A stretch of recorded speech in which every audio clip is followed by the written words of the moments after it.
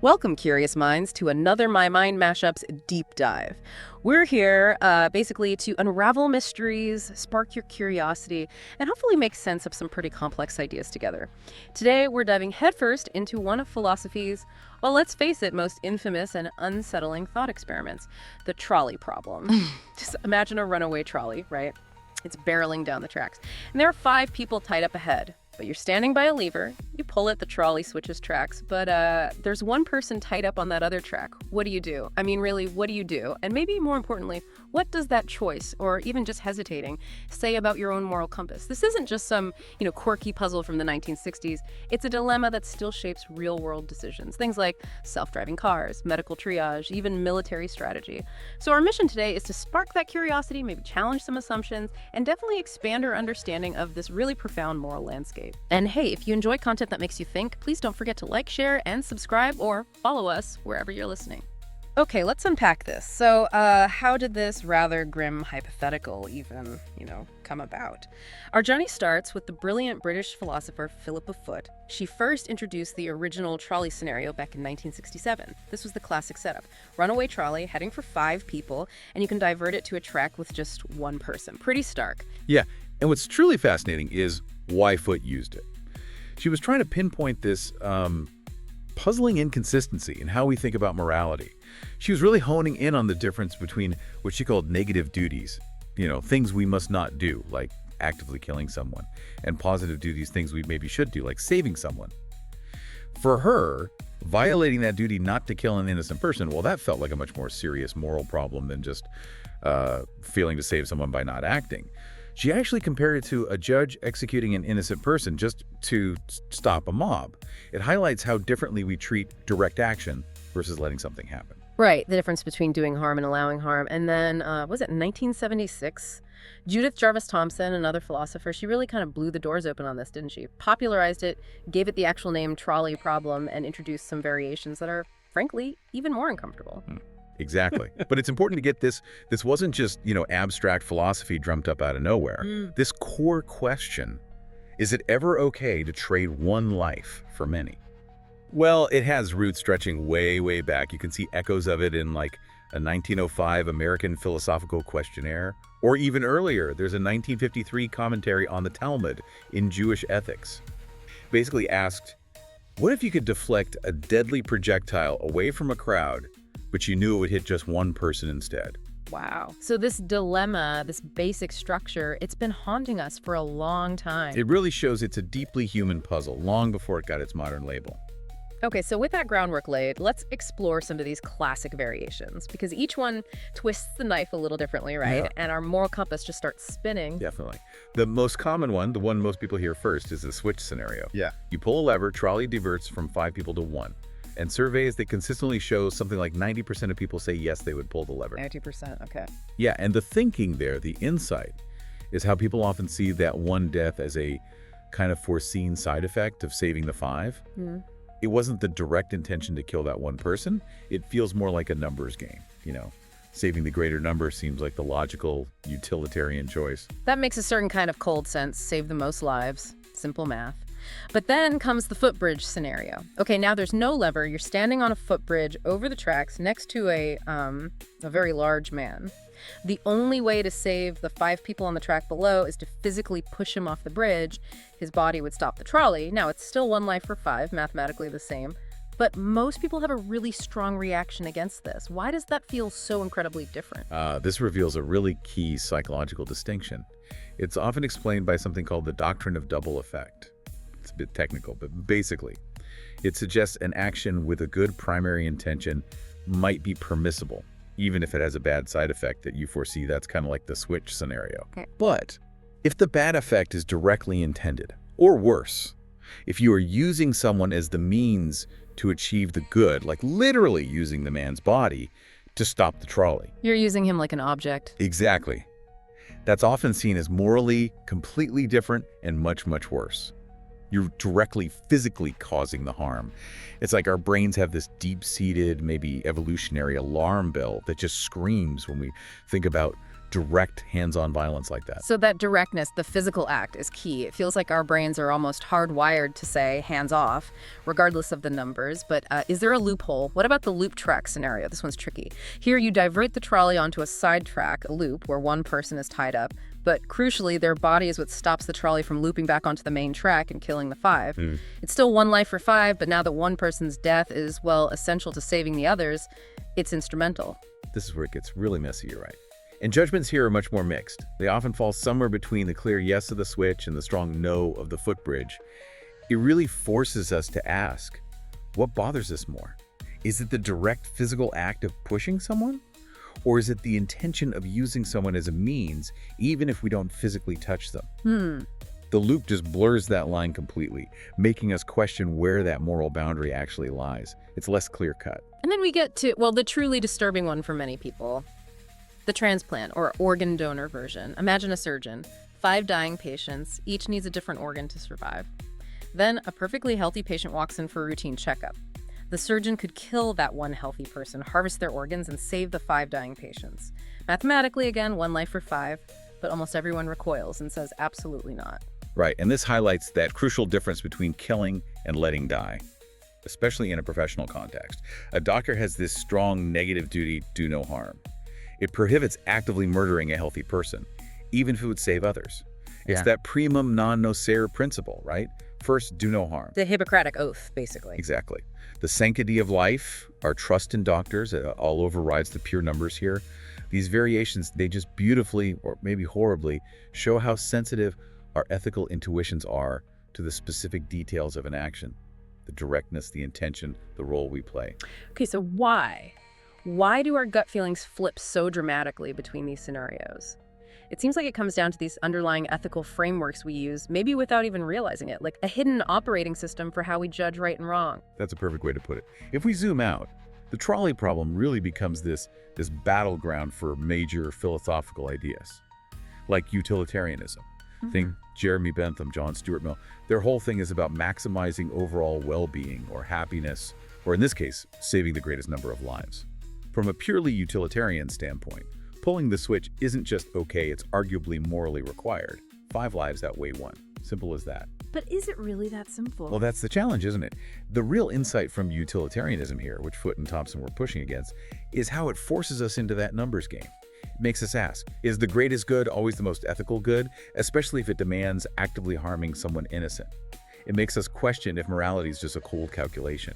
That greatest good for the greatest numbers sounds logical on paper, but yeah, it can lead to some really uncomfortable places. Like, if it's purely numbers, then sacrificing one innocent person for 5 is always the right call. Which brings us to deontology, right? Championed by Immanuel Kant. This framework is all about moral duties, rules, principles. It argues that certain actions, like intentionally killing an innocent, are just inherently wrong, period, regardless of the consequences. So a strict deontologist might refuse to pull the switch, and they definitely wouldn't push the man. It's about keeping your hands clean, respecting each individual's right not to be used. Exactly right. The focus is on the act itself and the intention behind it, not just the outcome. That clean hands idea resonates strongly, especially with the footbridge scenario, doesn't it? It does, but then couldn't you argue that by doing nothing, the deontologist is still making a choice? They're choosing to let 5 people die to uphold a rule? Isn't inaction also a kind of action with moral weight? That's the huge tension, yes. It raises deep questions about responsibility, and that leads us beyond just rules versus outcomes. We also have virtue ethics, which comes from Aristotle. This approach shifts the focus entirely. It asks, what would a virtuous person do? So less about rules or math, more about character. Precisely. It's about cultivating traits like compassion, courage, wisdom, integrity. Philippa Foot herself, interestingly, was a key figure in reviving virtue ethics. So a virtuous person facing the trolley problem. They might choose the lesser evil, maybe pull the switch, but they do it with immense reluctance and sorrow. They wouldn't feel like they just solved a math problem. They'd grapple with it. They'd grapple. They'd understand the tragedy of any life lost, even to save others. It's about developing moral character, practical wisdom, especially when faced with these impossible choices. And one more layer here, this idea of moral luck, described by Thomas Nagel. This is fascinating. It suggests that factors completely beyond our control, just pure chance, can end up influencing how we judge the morality of an action or how much we blame someone. Like if you try to save someone but accidentally make things worse. Exactly. Or think about omission bias again. We tend to judge someone less harshly if they failed to act compared to if they acted and caused harm, even if the outcome is the same. Luck plays a role in how things turn out, and that often sways our moral judgments, even if the person's intentions were identical. Wow. So these frameworks, they don't give us one neat answer. Not at all. But they brilliantly illuminate why our gut feelings and our logical reasoning often clash. It's this profound showdown between our calculating brain and our conscience, the head versus the heart of morality, playing out right there on the tracks. That head versus heart idea, the calculating side versus the conscience, is so real. But what's truly wild is that science is now actually showing us how that fight plays out inside our skulls. This is where it gets really interesting, folks. Beyond the philosophy, the trolley problem has become this absolute powerhouse in moral psychology. It's revealing how our brains actually physically grapple with these choices. Yeah, Joshua Green's work here is just groundbreaking. He used fMRI brain scans. What he found was this kind of dual process. When people considered the switch version, the lever, their brains lit up in areas associated with logic, reasoning, cognitive control. It felt more like solving a puzzle. The calculating part. The calculating part, exactly. But when they considered the footbridge version, pushing the man, whoa, different story. Brain areas associated with emotions, social cognition, empathy, they flared up. It triggered this visceral, gut-level, don't kill response. And the really profound insight from Green's work wasn't just that emotions matter, we kind of knew that, but that our brains seem to have this powerful, almost primal aversion to direct, personal, hands-on violence, even when logic might say the outcome is better. It's like that deep evolutionary alarm bell we mentioned. So our brains have this built-in yuck factor for getting our hands dirty, basically. Does that mean things like proximity matter? Like, are we more likely to save people if they're right in front of us or someone we know? Absolutely. That emotional response is heavily influenced by empathy and personal connection. Studies consistently show we're far, far less willing to sacrifice someone we know, a loved one, compared to a stranger. Makes sense. It's the identifiable victim effect in action. Saving one person whose face you see, whose story you know, feels way more compelling than saving 5 anonymous statistics. Those 5 faceless strangers just don't trigger the same strong emotional pull. And it's one thing to answer a survey, right? But what happens in reality? You mentioned a Vsauce experiment. Yeah, that was fascinating.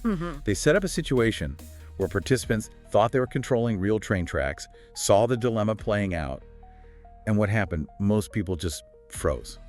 They did nothing. They didn't pull the lever, even though most say they would on paper. Most didn't. Yeah. And this brings us back to that cognitive quirk called omission bias. It's this tendency we have to feel less responsible, maybe less guilty if we just let something bad happen rather than actively causing it. Right. You can blame fate or the trolley. Exactly. You can rationalize. It wasn't my fault. The trolley was already going that way. But if you push the lever or push the man, that action is undeniably yours. The responsibility feels heavier. Many people would rather live with the guilt of inaction, even if more die, than the guilt of direct intervention. And of course, our decisions aren't made in some kind of personal bubble. Society, culture, they play a huge role too, don't they? Immense. Studies have shown that people who readily endorse the utilitarian sacrifice, pushing the man, are sometimes viewed by others as less trustworthy, maybe even a bit psychopathic. Ouch. Well, from an evolutionary perspective, it kind of makes sense, right? Who wants to be friends with someone who, when the chips are down, would calculate that your life is worth sacrificing for the greater good? There's a social signaling aspect here. Our answers might signal what kind of person, what kind of community member we are. Okay, this is getting deep. If this is resonating with you, definitely hit that subscribe button so you don't miss our next deep dive. So moving on from the psychology. These aren't just philosophical games or lab experiments anymore, are they? These trolley-type choices, they're hitting the real world hard. We're being forced to actually encode our values into algorithms, into policies. This isn't theory, it's happening right now. Absolutely.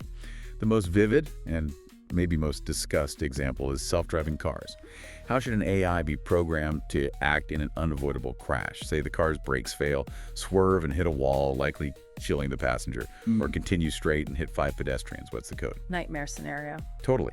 And the MIT Moral Machine experiment, which surveyed millions worldwide, showed huge cultural differences in what people want the car to prioritize. Age, number of people, even social status sometimes. It got so complex that Germany's 2017 ethical guidelines actually declared that programming a car to make these explicit life versus life trade-offs is impermissible. They basically said genuine dilemmas like this can't be pre-programmed in a morally acceptable way. So what's the alternative? Randomness. Is that more ethical than a programmed choice? That's the massive question. And it leads to the consumer question.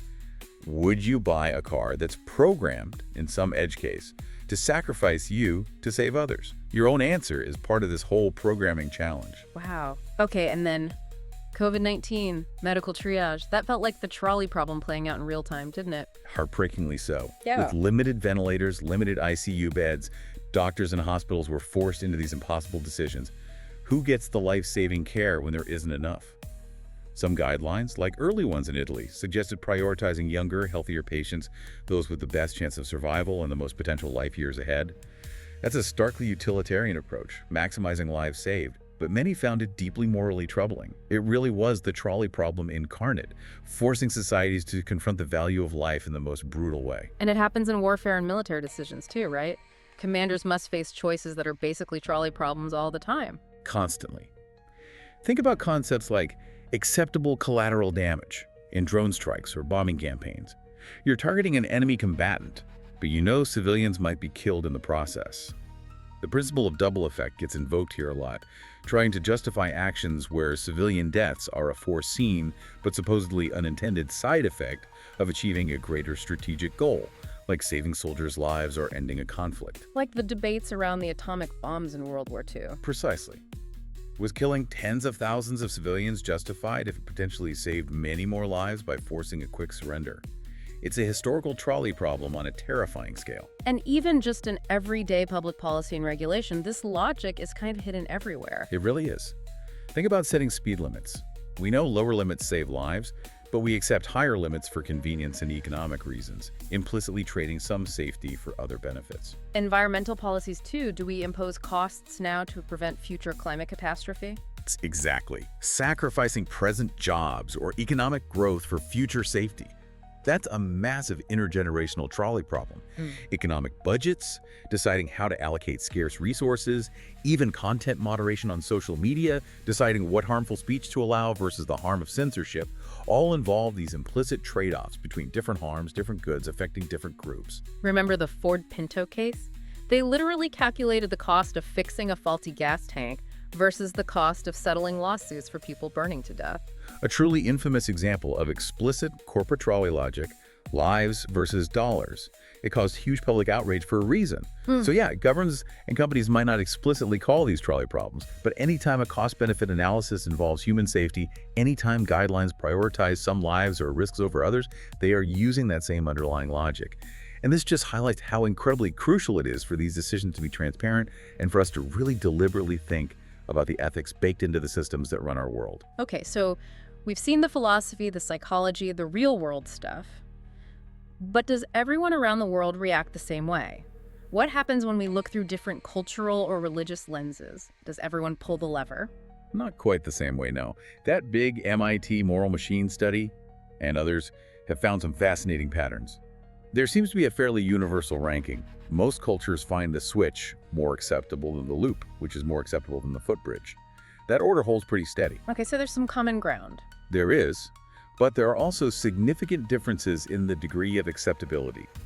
For instance, a major 2020 study across 42 countries found that participants from generally Eastern cultures, places like China, Japan, Korea, were often less inclined to actively sacrifice one person, even in the switch scenario, compared to people from Western countries. They showed a stronger preference for inaction. Oh, really? Less willing to pull the lever. Why might that be? Well, one interesting theory links it to something called relational mobility. Basically, in societies where people tend to live in stable, tight-knit communities their whole lives, where relationships are less mobile, there might be a stronger social taboo against doing anything that signals you'd sacrifice an individual. Because trust is paramount in those communities. Exactly. Sending a signal that you're the kind of person who would sacrifice someone, even for the greater good, could seriously damage your social standing and erode the trust that holds the community together. In more individualistic Western societies, that calculation might be different. That's fascinating. And what about religion? How does faith shape these views? Deeply, as you'd expect. Catholic moral theology, for example, heavily relies on that principle of double effect we discussed. It might allow actions with foreseen bad side effects, like the switch, arguably, but strictly forbids directly intending to kill an innocent, like the footbridge or transplant. Jewish ethics traditionally has a very strong principle against sacrificing one specific person to save many others, often rooted in the idea that every single life has infinite value and cannot be used merely as a means. And in Hinduism and Buddhism? The concept of ahimsa, or nonviolence, is central. This can lead to a strong hesitation to intervene at all, fearing the negative karma that comes from intentionally causing any death, even to prevent more deaths. So maybe lean towards inaction. Often, yes. Though interestingly, there are some Buddhist parables that depict rare, extreme situations where compassionate killing might be undertaken to prevent someone from committing far greater future evil, creating even worse karma for themselves and others. But these are seen as very exceptional cases. So it's complicated everywhere. Absolutely. These differences highlight both potentially universal human intuitions, like maybe that aversion to direct harm, but also a degree of moral relativism. What seems ethically obvious or logical in one cultural or religious context might seem completely abhorrent in another. Understanding this is crucial for empathy when we debate real-world dilemmas across different societies. Okay, so you, listening right now, you've heard the history, the philosophy, the psychology, the real-world stakes. Now it really is your turn. What would you do? We want to spark your curiosity, challenge your assumptions, maybe expand your understanding a bit. So here are a few scenarios, modern trolley problems for you to really ponder. First, the self-driving car dilemma. You're the programmer. The car has one passenger. Maybe it's you, maybe it's a stranger. Suddenly, 5 pedestrians step out. The car has to hit either the pedestrians or swerve into a wall, killing the passenger. What instruction do you code? And maybe more personally, would you buy a car that might be programmed to sacrifice you? Second, the pandemic ventilator lottery. A hospital has 5 critical patients, all needing the last available ventilator. Without it, they'll all die.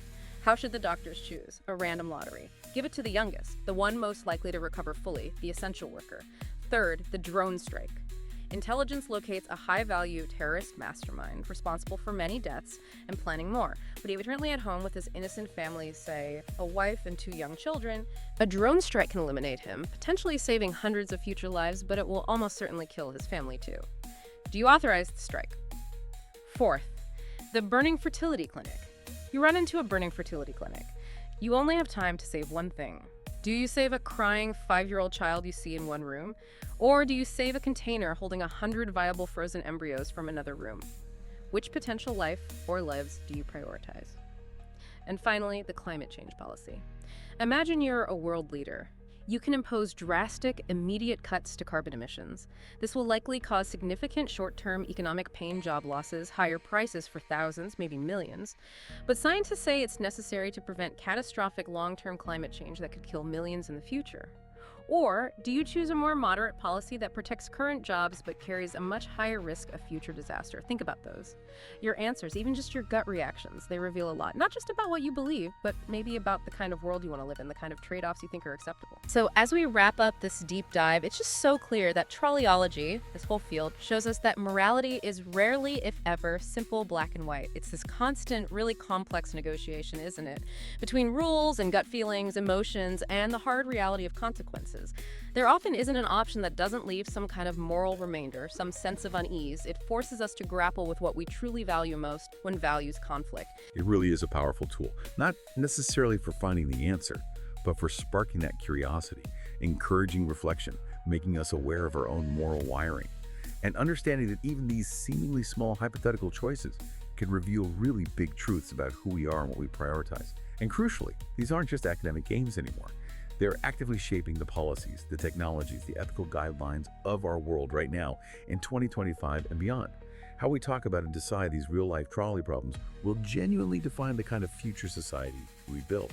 We really hope this deep dive has helped you understand why this quirky thought experiment from the 60s remains so incredibly relevant and, frankly, important.